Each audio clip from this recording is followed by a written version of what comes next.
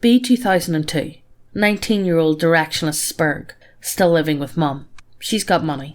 Buys houses out in the sticks. 2-story with basement. 3-car garage. Not bad. Move in. Things are cool first night.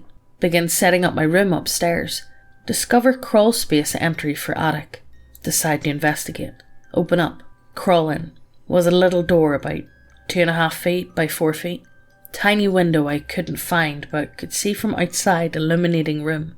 Runs full length of the house, north to south. East wall is floor to ceiling covered in dry erase board. Loaded with drawings. Clearly made by children with what appeared to be permanent markers. No idea how old the drawings are. Best guess is 2 or 3 kids. Normal stuff. Cars, family, rocket ships, each other, mum and dad. And one weird figure, always drawn completely black. Short legs, long arms, long hair, no face, just a black circle. Going from north to south, figure becomes more common, larger, more prominent. Closer to the family but always behind. Always the same features though. Aside from that wall, room is 100% bare. Just a layer of dust. Leave, seal it up, put dresser in front of it, play video and try to forget. Middle of second night, hear a weird sound from upstairs. I crashed on the couch watching TV. Sounds like something bouncing and rolling from north to south on the second floor. On hardwood. Only hardwood floor upstairs is crawl space. For about 3 hours it goes north to south, then south to north, then back, then stops. Go to sleep anyway. Convince myself it's the wood settling with the new weight on it, because I'm a skeptical retard. Night 3, hear it again, with something else accompanying it. It's fucking feet. Bare feet. Small ones. Running after the bouncing sound that I now realise I recognise as one of those ultra bouncy rubber super balls. Next morning open crawl space to investigate. There are fucking footprints in the dust layer, not even half the size of my size 13 boots that I was wearing when I was in there yesterday. But only one set, moving north to south, then south to north. Basically a perfect loop. The only other tracks are mine. I close up the crawl space, put the dresser back, play video. Hear bouncing noise start again. Hear feet again. 2 sets now. Second set sounds heavier. Larger person. Close to my size. 6 foot, 170 at the time. Fast. Chasing after smaller feet. Same pattern though. North to south, south to north. Repeat. Super ball noise is firmer now. Like it's being thrown instead of just bounced. Put in my earbuds to try and jam to some Metallica and try to ignore it. Tell my mum when she gets home from work. She's naturally skeptical too. Next night, nothing happens. No sounds. Nothing. It starts up at the crack of dawn. Third set of feet. Lighter than the second. Accompanying the first. Try to ignore it. The sounds stop. Resume watching TV. Suddenly hear something coming down the stairs. Bouncing. My cat decides this is an excellent time to suddenly become completely insane. Poofs out to the size of a basketball and begins growling and hissing at the stairs. A motherfucking super ball comes bouncing down the stairs and I hear tiny footsteps run away from the top of the stairwell. Mid-July in Iowa, nearly 95 degrees out. AC is off because it's broken. Massive cold draft now coming from upstairs. Cat fucks off to the porch, yowling and screaming like he's been eaten. I pick up and stare at the super ball. It looks old as fuck. Chunk missing out of it. Take it outside and I throw it in the dumpster. That night, no sounds. Nothing. Garbage pick up the next day. Silence for a week. The sounds start again one night. All 3 sets of feet and super ball. Officially freaked but more angry. My mom hears them too. Go upstairs, tear open crawl space. Footsteps fucking everywhere in the dust. 3 distant sets of little kids' footsteps. And 1 set that looks like fucking Shaq has been in our attic. Bare foot. 4 toes. Missing the pinky toe. Larger than my boot. I seal up the crawl space. Spend 20 minutes chalking the door shut to make sure it stays that way. Go back downstairs. Hear footsteps behind me running across the hall. Look back. The fucking super ball is at the top of the stairs. Slowly back down the stairs. Sounds start again about 30 seconds after I sat down, but quieter. Only the lighter feet and ball. Decide to check something. Turn on upstairs light that illuminates the top of the stairs. The fucking ball is gone. I go and stay with my aunt for a week because fuck this. Mum says noises have stopped after I left. Come back, and they start within 5 minutes of me getting home and getting my stuff unpacked from my aunt's. Hear loud thud from crawl space door. Then I hear ball bouncing off wall at face height. Over and over. Hear it hit the wall, then the floor. Then pause and repeat. In a ballsy moment I say, "Hey, please be quieter." Sounds stop dead. And then nothing for 3 days. Morning of last day, sounds start again. Just the ball. No feet. The silence. Suddenly hear bouncing noises again. But now it's coming down the stairs and hitting the walls on the way down. But nothing is coming down the fucking stairs. Happens over and over for probably an hour. I remember this next shit vividly. Playing video games with my friends. The game starts. Hear massive crash from upstairs. Sounds like shit's flying everywhere, then bouncing. Power in the entire house goes out. So much for playing games. Head for the stairs, scared as shit. The ball is at the bottom of the stairs to greet me like hello mortal plaything. Pick it up, go upstairs. My dresser is in fucking pieces and the door to the crawl space is knocked off its hinges. My room is easily 15 foot across, and there are pieces of my dresser and clothing against far wall. Sprints downstairs. Outside. Hurl ball into a field behind home. Turn around and go back inside. The window that looks into the crawl space in plain view. Completely black. Couldn't make out finer details because nearsighted. Get a 3D shadow blocking out the window. Watch as it slowly moves away from the window. Find my nuts and head back inside. Cleaning up dresser. Packing my shit because I'd rather live with my aunt than this. Have to be right by crawl space entrance for this. Bounce, bounce, bounce. The ball rolls out of the crawl space like it shouldn't be 60 yards deep in a field I just threw it into. Hear breathing in the crawl space. Grab my shit. Force my mum to leave with me. Take my cats. Go to my aunt's. We go back the next day to finish getting shit and get out of there. Fire in upstairs. My room and crawl space destroyed. Investigator blames faulty electric. Get shit. Get out. Never return. Next person that bought the land tore the house down after 2 months. I'm from Ontario. 7 years old at a friend's. Stay up super late for 7 years old. Watching horror movies. We start, as kids do, telling ghost stories. Run out of ones that we've heard of, so we start making some up. Tell him one about a man who stalks the woods around where we live. 2 of us live only a few kilometres apart.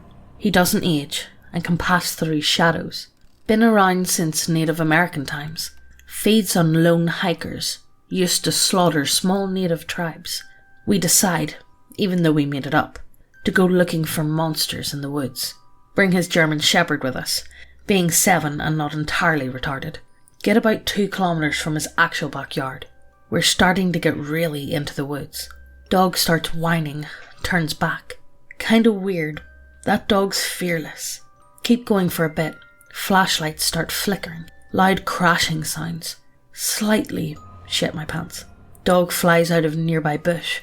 Thank fuck, it's just a dog. Stands. Just stands in front of us. Getting in our way every time we try and go by. Starts alternately whining at us and growling at something ahead. We try and keep walking, but don't want to turn back yet. Dude, your dog's weird. We finally realise that the dog can't block us both. When my friend, let's call him Jason, just realised I didn't name him yet, goes to get by his dog, whose name is Bear. I dart forward as well. Dog can't stop both of us. Grabs Jason by the sleeve and pulls him forcibly into a bush. I turn back and make sure he's okay. Shit, dude, you okay? It's okay, the dog won't let me up though. Spent some time trying to calm down Bear. Finally, the dog lets go of Jason. We keep walking for a while. Weird sounds. The typical forest at night shit. But still, dog gets all weird again. Literally repeat of before. Will try and stop us individually, but when we both go to get by at the same time, grabs Jason over me. Turn back again. Same shit. Try and calm down the dog. Keep walking some more. Whole time we've been making up more and more fucked up shit about the man. Spooks all wildlife. Tracks his prey. Sometimes for days. Likes his flesh raw and tender, implying young because it's scarier as we're kids. The track we're on loops for a long way around the woods, going through some places we've never been before, even in daylight. Start telling stories we've heard of the lone cabin that's out here. No one's ever seen someone go in or out, but there's often lights on. This part is actually true, but for the sake of the story, I won't explain. Dog's been acting more and more strangely. Usually very loud, inquisitive and playful, even when we go out at night. Used to do similar things quite often when staying at his place, or vice versa, but we've never gone this far into the woods. Eventually dog acts up again. This time much worse than before. Sounds like he's crying, nosing us the opposite way. Try and get past. Literally bowling us over every time one of us tries to get by. Same strategy as before. Wait until Jason's ready and run. Dog knows what's happening this time. Already running at Jason. Grabs him and yanks him down. Goes for me. I manage to trip on a root at just the right moment and flail my way by. Runs back to Jason and actually starts dragging him back down the path. Oh well, he'll calm the dog down and catch up on his own. Been walking for a while, maybe for 5 minutes, but definitely less than 10. Gone around a few bends. Can't see Jason or his light. Fork the trails. Decide to wait for Jason. Don't want to get split up. Sit down under a large tree. Have a great idea. I'll turn out my light, wait for him, and make him shit his pants. He'll have to walk all the way back like a little pussy. Go behind tree after turning light out. Hear rushing, rustling noises. Guess there's another dog or something. Better climb the tree in case coyotes. Hear yipping nearly as soon as my hands are on the bark. Yank myself up as fast as I possibly can. Climb into the centre of the tree, hidden by foliage. Rustling gets louder. An adult is running down the path from the other direction as fast as he can. Long ass hair flying behind him. Oh man, he's really fucking running. Better be careful. There's a lot of roots around. Trips. Hear a crack. Fuck, he's broke his leg. Probably just sprained an ankle. Starts crawling and then gets up. Still moving as fast as possible. Hear sobbing coming from the man. Moves to get down the tree and try to help. Hears me in the tree. His head whips around. Whispers so I can just hear part of what he said. Up there, kid. There's... out there. Oh fuck, what? Probably talking about the coyotes. Maybe there's a lot of them tonight. Go to ask if he needs help. He immediately shushes me. Tells me to shut up and get further into the tree. So I do because adults said to. Middle of the night. He lets out a long sigh. Guess you found me then. What? The wild bastards are here. There's another fucking guy in the path. Must have just gotten there. Walking slowly. I can't really see him, it's too dark. They both were coming down the same fork. Second guy says something, but I don't understand it at all. Nothing like any language I've heard up to this point in my life. First guy starts trying to hobble away. Second guy laughs. Walks at the same pace after him. Suddenly, first guy starts running faster than before. Second guy says something. Sounds really fucking weird. And crouches down. Starts sort of half jogging, half running after the first guy. Sort of like a woodsman's lope, if you know what that is, but faster. They turn the bend. I can hear the first guy snapping branches and crunching leaves and dirt. Wait, the first guy? What about the second? The one who's talking weird. Look down. Shit. He's right beneath me, looking up at me. Says something in that weird language again. Oh god, the guy we made up was real. What the fuck am I going to do, please? He just stares at me and smiles. Creepiest fucking smile I've ever seen. Guy smiles like a goddamn shark. All teeth and all hunger. Am I going to die? I accept it. Make my peace and hope Jason's okay. I'm crying. Snot running down my face, but I've accepted the fact that I'm going to die. Guy just sits down at the fork in the road. Says something that actually sounds like English, but I was too busy sobbing to understand. What, mister? Try to contain my tears of impending death to hear the man. The last words I might hear, but I missed the first part anyway. The guy's voice was like a rusty razor, all rough and raw, but it was still sharp somehow, so it was hard to understand. Down here, young Ling or thing, couldn't be sure. Not hunting for babes tonight. Chuckles like a sandslide. Pats the ground beside him. No way, I've seen enough movies, read enough fairy tales, he's gonna kill me anyway. He gets mad. Get down here or you'll be caught and eaten. Well, fuck, okay. I guess if he's going to kill me either way, may as well not make him mad. Climb down. He's still at the fork across from my tree. Pats the dirt beside him. Obviously wants me to sit there. Come, young one. I swear in my own name I shall not harm you. Read enough fantasy books for this. Fucking evil magic monster. I know how to deal with that. What's your name? I managed to stutter. Says something like megusaYT. Repeat after him. Yes, young thing. You swear? By my own name I do. Say it all. By my name, megusaYT. I swear no harm shall come to thee, child. That's 3 times you swore. Guy smiles again. That creepy fucking smile. Clever enough it seems. I ask him who he is. I never promised you answers. Only that I wouldn't hurt you. His speech seems to be getting better and better each sentence. Maybe this monster is one of those misunderstood ones. As I think this, he adjusts the coat he's wearing. Notice that the coat is made out of some sort of weird fur and is old and a bit dirty. The shirt underneath is nothing like I've ever seen. Almost looked like one of those doormats or boot mats, but all fabric, not rubber. Has all kind of things hanging from his belt around his chest. Hard to see, but my mind immediately populated it with bones, feathers, and very weird looking knife. He notices me staring and asks, "What is it, young one?" He's being pretty polite, and I did get him to swear 3 times, so I'm getting a bit braver. "Your knife, well, I couldn't see it so well." I trailed off, not sure where I was going. "Ah yes, the knife. Would you like to see it? Hold it, even?" Okay, if nothing weird's gonna happen." His eyes squint shut. Can tell he's a bit annoyed. "I swore no harm, child." "Sorry." "No matter. It's good you're suspicious." Pulls the knife from his belt. Thing is made from fucking stone. Whole goddamn thing is one big block of stone.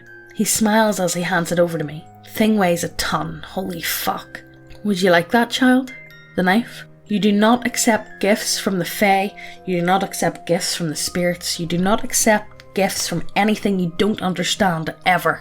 "No, sir. I wouldn't want to take something that I wouldn't be able to treat properly." He smiles that fucked up smile again.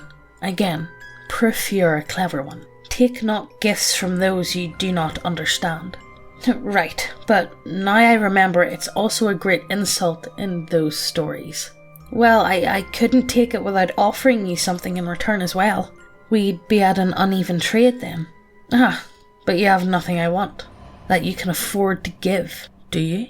"Probably not, but no one's going to fucking believe me if I don't come home with something." "Well, maybe we could trade for something smaller then. I have this, and a fable. This being the flashlight. I don't need your false light, but a story is always a great thing. I will trade you a trinket for your tales, but be quick, for I must leave soon." "Okay, that sounds good to me. My story is about these woods."